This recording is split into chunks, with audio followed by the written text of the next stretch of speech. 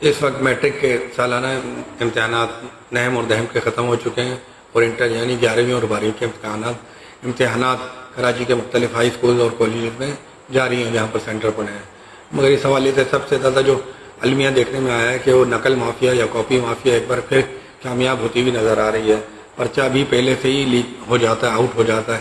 اور اب کی بار تو حیرت انگیز انکشاف یہ بھی ہونے کو آیا ہے کہ کیمبرج سسٹم جسے اے لیول اور او لیول کہا جاتا ہے، جسے برٹش رولز کے تحت دیا جاتا ہے، اس کے بھی پیپر آؤٹ ہو کر واٹس ایپ پر دستیاب ہیں، جس کی وجہ سے کریڈیبلٹی مشکوک ہو گئی ہے اور زیادہ چانس یہی ہے کہ لوگ اس کا ناجائز فائدہ اٹھا رہے ہیں. کھلے عام سینٹرز بک رہے ہیں، کھلے عام رشوت دی جا رہی ہے.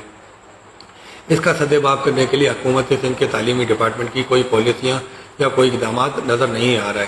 یہ نوجوان نسل کے نوجوان طالب علم جنہوں نے اس ملک کا مستقبل بننا ہے، ان کے مستقبل سے کھیلنے کے مترادف ہے. جب نالائق لوگ منتخب ہو کر آئیں گے اور کل وہ ہمارے سروں پر سوار ہو کر سرکاری آفیسر یا دوسرے محکموں میں جائیں گے تو ہمیں کیا آؤٹ پٹ دیں گے، کیا بینیفٹ دیں گے. یہ سوچنے والی بات ہے. حکومت سندھ کو اس حوالے سے سخت نوٹس لینا چاہیے اور حقیقی معنوں میں گراؤنڈ پر دیکھ کر چاہیے کہ ایسی کیا صورتحال ہے کہ پیپر لیک ہو کر واٹس ایپ پر آ جاتے ہیں اور میڈیا کے ذریعے پھیل جاتے ہیں.